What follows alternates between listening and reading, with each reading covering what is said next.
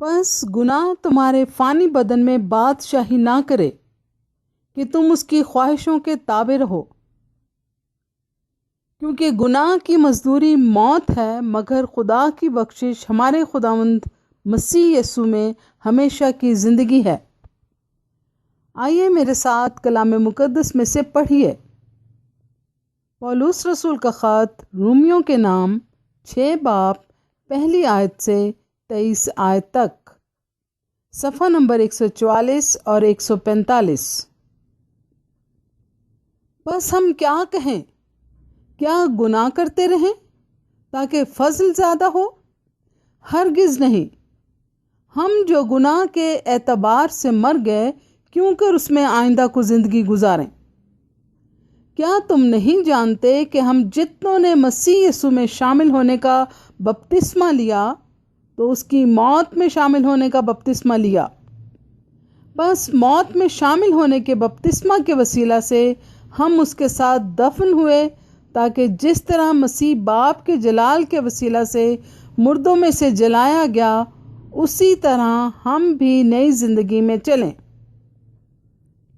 کیونکہ جب ہم اس کی موت کی مشابہت سے اس کے ساتھ پیوستہ ہو گئے، تو بے شک اس کے جی اٹھنے کی مشابہت سے بھی اس کے ساتھ پیوستہ ہوں گے۔ چنانچہ ہم جانتے ہیں کہ ہماری پرانی انسانیت اس کے ساتھ اس لیے مصلوب کی گئی کہ گناہ کا بدن بیکار ہو جائے، تاکہ ہم آگے کو گناہ کی غلامی میں نہ رہیں۔ کیونکہ جو موا وہ گناہ سے بری ہوا۔ بس جب ہم مسیح کے ساتھ موئے تو ہمیں یقین ہے کہ اس کے ساتھ جئیں گے بھی، کیونکہ یہ جانتے ہیں کہ مسیح جب مردوں میں سے جی اٹھا ہے تو پھر نہیں مرنے کا، موت کا پھر اس پر اختیار نہیں ہونے کا۔ کیونکہ مسیح جو موا گناہ کے اعتبار سے ایک بار موا، مگر اب جو جیتا ہے تو خدا کے اعتبار سے جیتا ہے۔ اسی طرح تم بھی اپنے آپ کو گناہ کے اعتبار سے مردہ، مگر خدا کے اعتبار سے مسیح یسوع میں زندہ سمجھو۔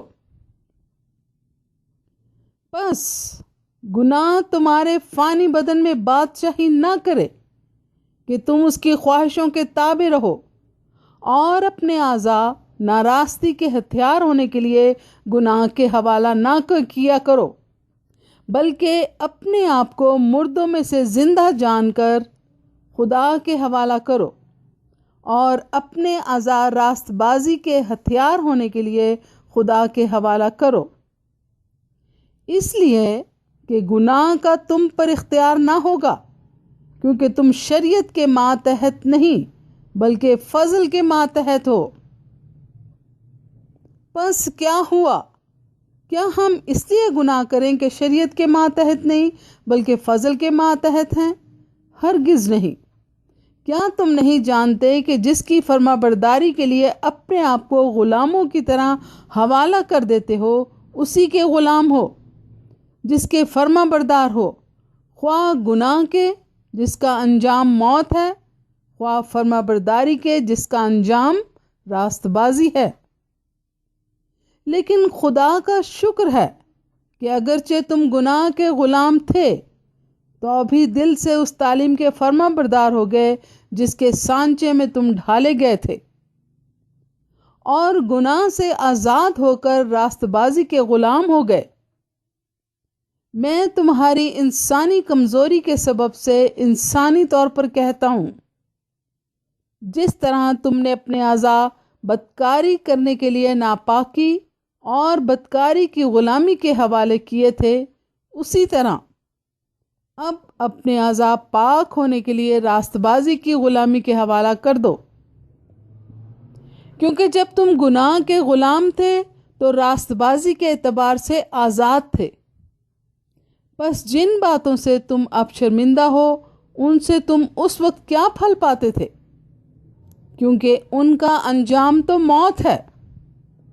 مگر اب گناہ سے آزاد اور خدا کے غلام ہو کر تم کو اپنا پھل ملا، جس سے پاکیزگی حاصل ہوتی ہے، اور اس کا انجام ہمیشہ کی زندگی ہے، کیونکہ گناہ کی مزدوری موت ہے، مگر خدا کی بخشش ہمارے خداوند مسیح یسوع میں ہمیشہ کی زندگی ہے۔ آمین۔ پاک کلام کے پڑھے اور سنے جانے کے وسیلہ سے سب سننے والوں کو بہت برکت ملے۔ آمین۔